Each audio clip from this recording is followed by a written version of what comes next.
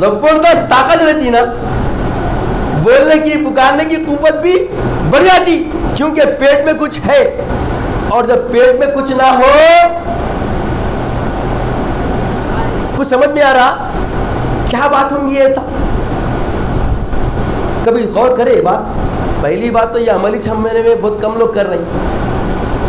بہت بڑی غفلت ہماری یہ ہے کہ یہ عملی بہت پہلے کم ہو رہا, اور جو کر رہے ہیں وہ غور بھی نہیں کر رہے ہیں. اگر غور کر لینا بہت بڑا مسئلہ حل ہو جاتا. یہ جو مسائل بن رہے نہیں, جو لوگ بنا رہے نہیں, یہ اپنے مسائل میں یہ خود پریشان ہو جاتے ہیں.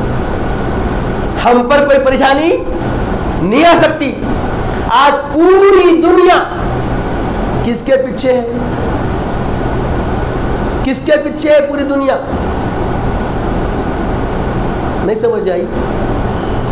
دیکھیے پوری دنیا میں جہاں جہاں حالت غیر مقدر ہو گئے ہیں, متفرق ہو گئے ہیں, ظلم و زیادتی ہو رہے, کس پہ ہو رہے؟ سارے مذاہب و ادیان صرف ایک قوم کے پیچھے ہے. وہ کون قوم ہے؟ اسلام کے ماننے والے. اسلام کے ماننے والے.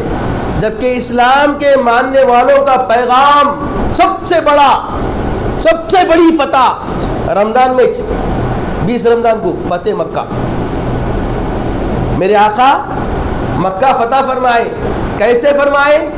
نہ کسی کو ضرب لگی, نہ کسی کا قتل ہوا, نہ کسی پہ ظلم ہوا, بلکہ ایسے ظالم جس کو معاف کرنے کے لیے کوئی انسان, کوئی عبد خدا تیار نہیں ہوتا, کوئی عبد خدا تیار نہیں ہوتا, ایسے ظالم جنہوں نے اللہ کے رسول صلی اللہ علیہ وسلم کے چہیتے چچا حضرت سیدنا حمزہ رضی اللہ عنہ کے سینے کو چیر کر ان کے کلیجے کو کچا دبانے والی ہندا کو میرے آقا صلی اللہ علیہ وسلم نے قیامت تک آنے والی انسانیت کو انسانی فکر کی طرف مائل کرنے کے لیے فرمایا کہ ہندا میں نے تجھے معاف کیا,